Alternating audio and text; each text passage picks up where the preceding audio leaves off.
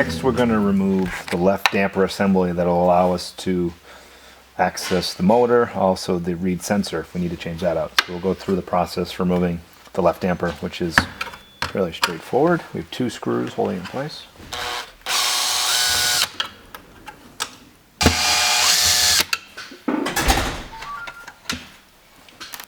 You lift up the left damper. You'll be able to freely move it now. There's just 2 screws, and then you'll be able to access the reed sensor. So to remove the reed sensor, there's 2 screws holding in the reed sensor. And then the wire goes right to the board where it is labeled reed sensor. So you would simply remove the wire, remove the bracket, and then replace the reed sensor. To replace the motor, which we'll do next, we're going to go ahead and free up the motor. It's a little bit firm. You need to just have a little bit of strength. Use the lever to the side, but be careful because this is just a plastic piece. Once this has been, pressure's been relieved, then you can go ahead and remove the bracket.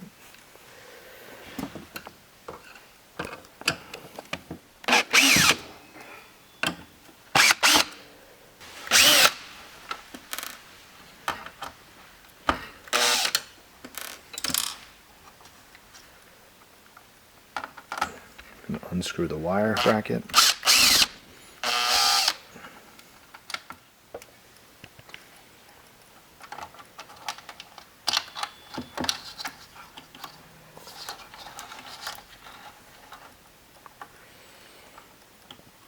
We've gone ahead and moved out the gear to separate it out from the motor.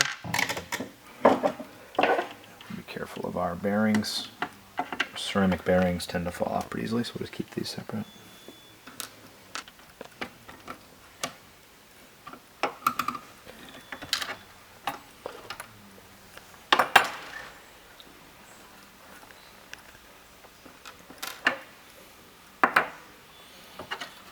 And the motor disconnect from the board.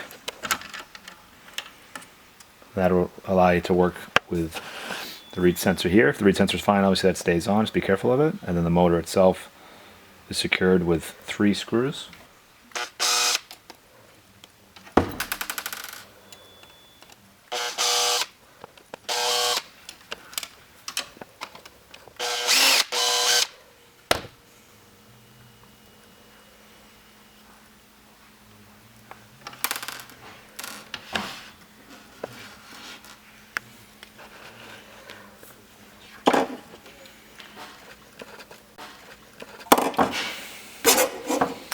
Go ahead and remove the end piece, and the motor should slide right out of the unit.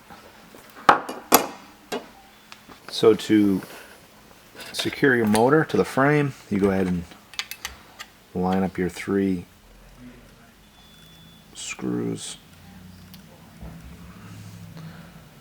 You can go ahead and set them in by hand at first. Just lightly tighten them before you set them in. You want to make sure these are very firmly secured.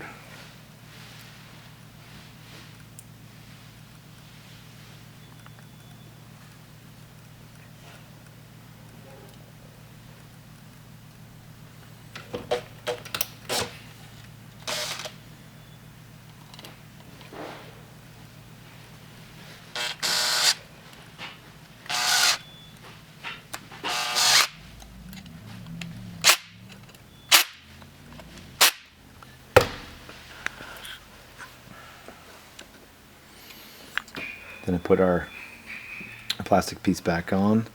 We want to go ahead and line up as a flat side, so you want to line up the flat edge on both pieces. Give it a little firm press, and it should just press right on there for you. You want to go ahead and route the wire for the motor that's going to connect to the board underneath the motor. Otherwise it's going to be too short to reach. And then to get it bracket back on the frame, there's a raised ledge on these screw sets, and you really want to just push them till you hear a slight locking sound, a little click, and you'll know you have them in the right spot. Should balance pretty well when you hit the right spot. There we go. So the power cord is underneath, and then we'll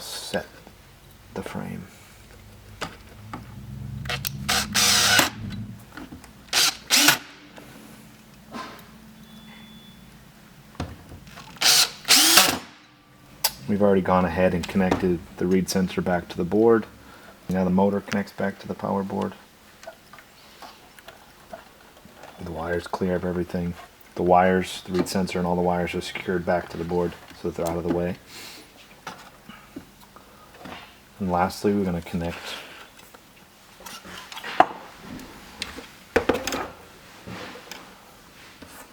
our dampers back. I'm going to put our bearings back on where they go. We're going to connect the gear drive back to the motor. Each end of the gear drive gets a bearing as well. It's easier to slide in the opposite end first.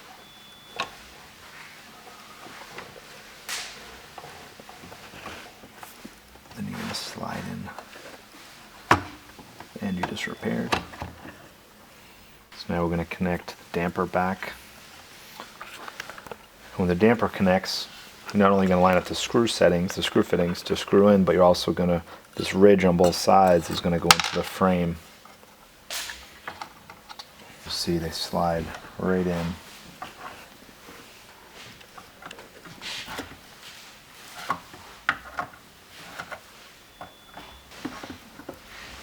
You want to make sure your bearings are lined up for this. If your bearings are falling off, like mine had, you want to replace those.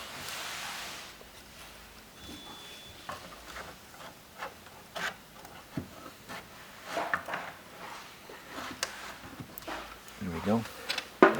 So now it's seated.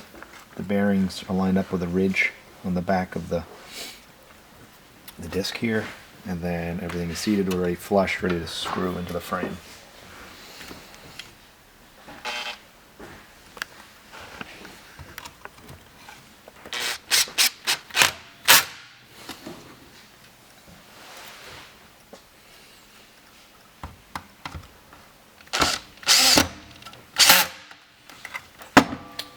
And lastly, you want to adjust your gear to make sure it's flush and allow you to rotate.